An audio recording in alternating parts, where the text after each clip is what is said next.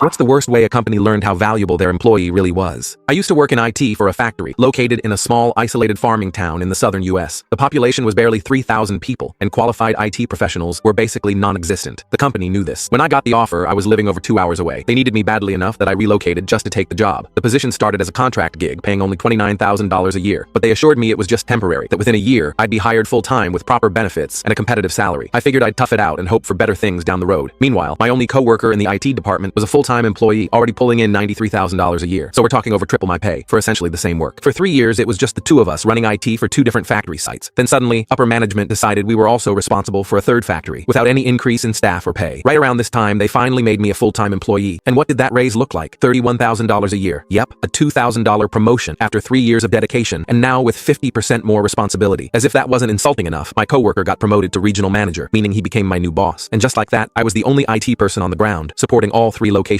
For over a year, I averaged 16-hour days, 7 days a week. I worked through every weekend, every single holiday, Thanksgiving, Christmas, New Year's, 4th of July. I missed birthdays, anniversaries, and family events. I missed my own birthday, my wife's, my kids, and remember, no bonuses unless you were in management. Eventually, I hit a wall. I told my new boss, who used to sit beside me as an equal, that I couldn't keep doing this unless I was paid fairly. I asked to be brought up to the same salary he was making before the promotion, $90,000 a year. Given that I was doing everything solo for 3 factories, I thought it was more than fair. We had several conversations over the course of a month. Then one day, he comes to me with a straight face and says, the best we can do is an $800 raise per year. That's $66 a month before taxes. This company had a global presence in over 20 countries and was pulling in around $4 billion in annual profits. And they were telling me $66 a month was all they could manage? That was my breaking point. Within 3 months, I found another job, double the salary and a fraction of the workload. I handed in my 2-week notice. The moment I did, all hell broke loose. HR and my boss absolutely panicked. They knew how hard it was to find someone in that town with my skill set. It had taken them 6 months to find me in the first place. They begged me to reconsider, but when I stuck to my decision, they retaliated. For my final 2 weeks, they did everything they could to make my life miserable. Constant write-ups, accusing me of being a disgruntled employee, micromanaging every little thing, all for daring to give notice in a right-to-work state where employees have 0 protections and no unions. But I didn't care. I was already on my way out. Now here's the fun part. The company's IT systems were incredibly fragile. If any workstation, printer, or network switch went down for longer than 90 minutes, the factories would grind to a halt, and the company would start losing $218,000 per minute in downtime. Let that sink in. On my last official day, I returned my company laptop and phone. Exactly 12 hours later at 2 a.m., one of the 3 factory sites crashed. And where was my boss? On vacation in Costa Rica with his new girlfriend. Totally unreachable. No one else in the company had the access or knowledge to fix the issue. My personal phone exploded. Calls, texts, emails, social media DMs from employees, supervisors, even HR, all begging me to step in and fix it for free. I didn't respond. I didn't even get out of bed. I just sat there staring at my phone lighting up nonstop, knowing that every single minute was costing them hundreds of thousands of dollars. By the time they finally figured it out, hours later, the damage had added up to over $40 million in losses, all because they didn't want to pay me a fair wage. I didn't need to raise my voice. I didn't sabotage anything. I just walked away and watched karma do the rest.